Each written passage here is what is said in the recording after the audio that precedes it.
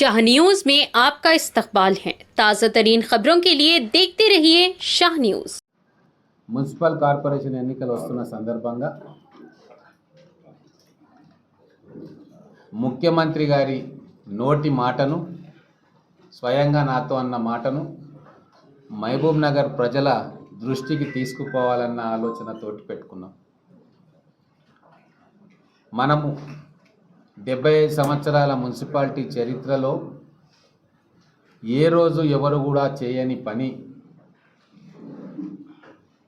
చేయని అభివృద్ధి ప్రణాళికలు మన పాలమూరు బిడ్డ ముఖ్యమంత్రిగా అయిన తర్వాత నిజమైతా ఉన్నాయి. మహబూబ్ నగర్ కళ అండర్ గ్రౌండ్ డ్రైనేజ్ ఎవరు చేయలేకపోయినరు, ఊహించలేకపోయినరు, మాటలకే పరిమితమైంది.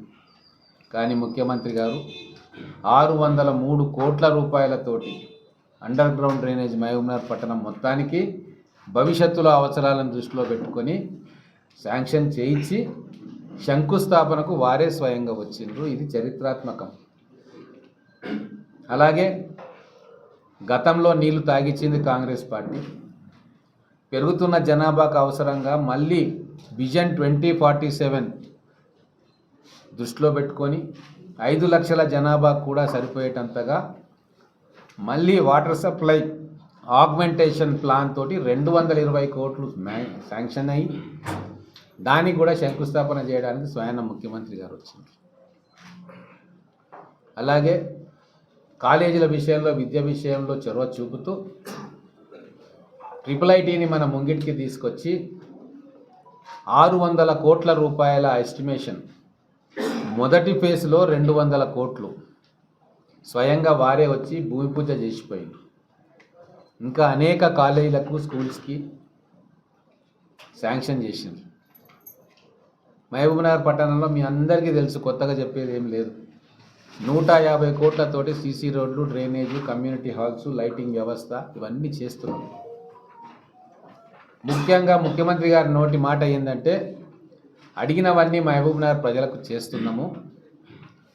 వారి నుంచి నేను ఒకటే ఎక్స్పెక్ట్ చేస్తున్నా, రాబోయే రోజుల్లో 60 డివిజన్లకు గాను 50+ డివిజన్స్ మాకు ఇవ్వండి అని చెప్పి మా దగ్గర మాట తీసుకొని పోయిండు. ఇదే మాటను నేను మహబూబ్నగర్ ప్రజలకు చెప్తా ఉన్నా.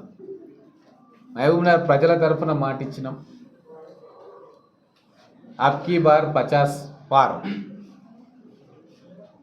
ఈ మాటను దృష్టిలో పెట్టుకొని రాబోయే కార్పొరేషన్ ఎన్నికల్లో ప్రజలు మమ్మల్ని ఆశీర్వదించాలని చెప్పి కోరుకుంటూ,